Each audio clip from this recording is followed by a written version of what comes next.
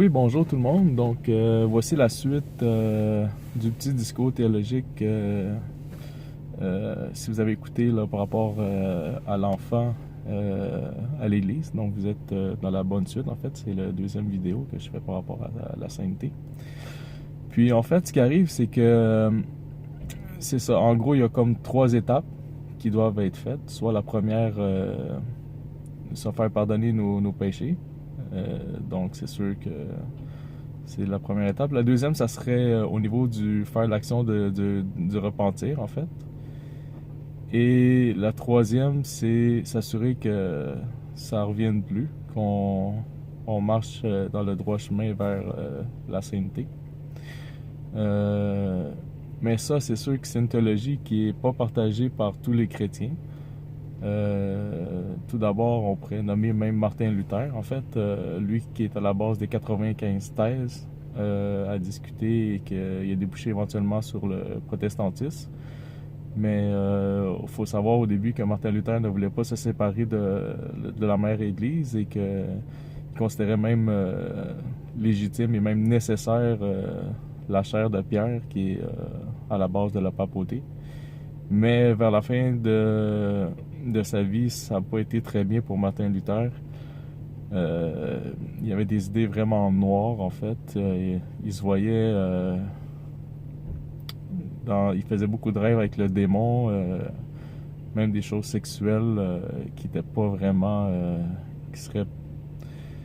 que je ne vais pas aller jusque-là, en fait, dans mon vidéo, mais que vous pouvez faire des recherches si vous voulez, en fait, là-dessus. Puis, lui, dans le fond, il a développé l'idée comme quoi que... Puis, ouais, il parle aussi de tuer des Juifs, puis brûler les synagogues. En tout cas, il était rendu vraiment loin à la fin là, de sa vie, Martin Luther. Là. Et dans le premier temps, il voulait des changements à l'intérieur de l'Église catholique. Il n'a jamais vraiment même pensé vouloir se séparer de l'Église catholique, mais il y a eu... il était influencé aussi par des princes qui...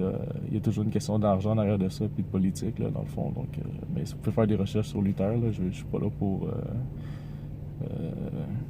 nécessairement faire un discours théologique sur lui. Mais par contre, c'est ça, c'est au niveau des idées.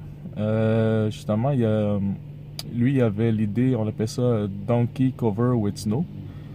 Donc, ce qui arrive, c'est que c'est comme un homme qui est, une fois que tu as accepté Jésus comme sauveur, qui te recouvre blanc de neige.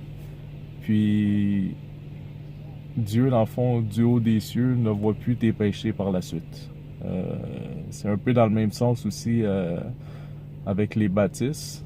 Peut-être que vous avez déjà entendu la phrase Accept Jesus as your personal savior and ask Him to come in your heart. Peut-être que je ne dis pas exactement dans les mots exacts, mais je pense que ça ressemble pas mal à ça. Puis d'ailleurs, donc souvent l'Église va vous demander de vous approcher là où est-ce qu'il y a le podium. Contrairement, disons, à l'Église catholique, parce qu'il y a toujours eu l'autel, en fait, pour l'Eucharistie. Puis c'est ça, c'est de dire ces paroles-là. Puis une fois que vous dites ça, vous êtes sauvés. Puis après ça, il va y avoir aussi la prière du pécheur, en fait. Prayer of the sinner, je pense en anglais, je ne me trompe pas. Puis ce qui va faire que une fois que vous allez passer ces deux étapes-là, d'ailleurs,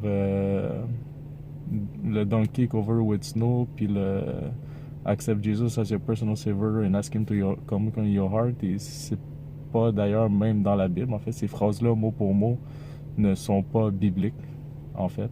Donc, mais c'est ça. Eux, c'est une autre façon de penser. Puis ce qui arrive, c'est que une fois que vous avez fait ce geste-là, une seule fois dans votre vie, puis là, encore une fois, c'est pas tous les protestants qui adhèrent à cette pensée-là, mais la seule chose, c'est que beaucoup d'évangélistes encore de nos jours le font. Et ce qui est, on pourrait dire, on pourrait le dire, un petit peu problématique avec cette pensée-là, c'est que une fois que ce chemin de foi-là est fait, encore une fois, je le répète, c'est des phrases qui sont pas bibliques. Donc, c'est vraiment la tradition pure baptiste ou évangéliste protestante, en fait. Là. On peut aller plus large. Mais ce qui arrive, c'est qu'une fois que ce chemin-là est fait, peu importe ce que vous allez faire par la suite, donc vous pourriez battre quelqu'un à mort. Tu sais, je vois vraiment dans les extrémistes, là, tu sais, même violer quelqu'un, voler quelqu'un. Peu importe ce que vous feriez par la suite, vous seriez sauvé par ce moment précis-là de votre vie où est-ce que vous avez accepté Jésus. Par contre, c'est pas ce que la Bible semble dire, parce que il y a plusieurs passages qui disent justement que c'est qu'est-ce que vous allez faire qui va faire vraiment la différence. D'ailleurs, il y a des passages qui disent que comme quoi que si vous dans le fond au temps de la résurrection, en fait, Jésus va dire comme si qu'il ne vous connaît pas, même si vous avez parlé en son nom, vous avez prêché en son nom. Il va dire que vous êtes ceux qui commettent l'iniquité, donc il ne vous a jamais connu, en fait. Je vais sûrement revenir avec les passages bibliques là, pour vous les citer, en fait, dans une autre vidéo, la prochaine vidéo, sûrement. Puis, il y a des passages bibliques qui sont très précis, en fait, qui disent qu'au moment que ça va être le moment du jugement, ben ceux qui vont avoir fait le bien vont aller au paradis, ceux qui ont fait le mal, ils vont aller en enfer. Donc, et le seul passage biblique, ça que je peux vous donner, en fait, si jamais vous êtes un protestant, en fait, et peut-être c'est un passage que vous n'avez jamais lu, ou peut-être même jamais entendu parler, en fait, c'est que en Jacques 2.24 ou James 2.24, si vous allez dans une Bible en anglais, en fait, c'est le seul passage de la Bible où est-ce qu'il y a le terme foi et seul, donc qui se retrouve. Et ça dit précisément que vous voyez, mes frères, vous n'êtes pas sauvés par la foi seule, mais par toutes les bonnes œuvres. Donc, ça parlait d'Abraham, en fait, justement, qui d'ailleurs est un saint. Il y a beaucoup de saints dans l'Ancien Testament aussi, pas juste dans le Nouveau Testament. Comme Adam et Ève aussi. David, qui pourtant était un très grand pécheur, mais qui a su se repentir, en fait. Donc, puis c'est le fait que, justement, se sont repentis qui ont fait qu'ils sont devenus des saints, parce que, comme par exemple, il donnait Salomon, qui avait toute la sagesse du monde, puis toute la richesse aussi qui est venue avec, parce qu'il avait donné le choix. Puis, étant donné qu'il n'a pas choisi juste la richesse, il a choisi la sagesse, mais il a donné les deux. Mais on voit qu'à la fin de sa vie, ça l'a mal tourné parce qu'il aimait trop les femmes. Puis c'est dit justement dans la Bible qu'il aimait les femmes. Salomon aimait les femmes. Et que c'était sa perte, en fait. Là. Donc, ça dit nulle part que Salomon est un saint. Donc, le chemin vers la sainteté, c'est pas facile. C'est un travail quotidien de tous les jours.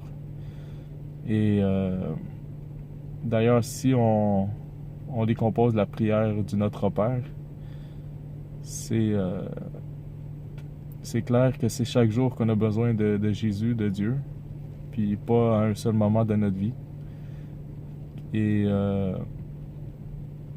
que ça doit être, comme on a dit au début du vidéo, les 3 éléments en fait. Le premier, c'est qu'il faut reconnaître bien sûr qu'on est des pécheurs, donc quand on pêche, de demander pardon à Dieu.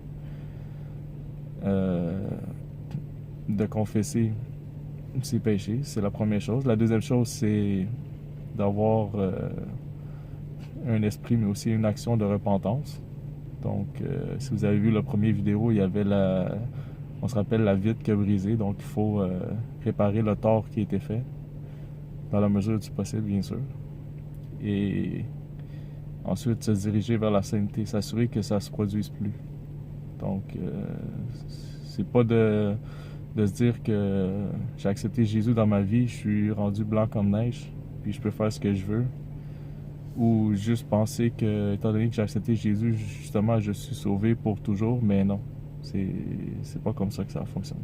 Donc, je suis désolé si quelques-uns d'entre vous trouvent ce message dur, mais c'est à vous de peut-être lire par vous-même la Bible, puis vous renseigner autour de vous, puis voir les différentes opinions, puis essayer de le plus possible comprendre qu'est-ce que Dieu veut vraiment de nous, qu'est-ce qu'il s'attend de nous.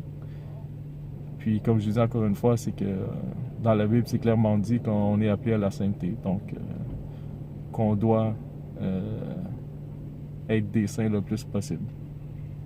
Donc merci pour cette petite vidéo. Il va y avoir sûrement une suite qui va suivre par la suite. Merci. N'oubliez pas les commentaires.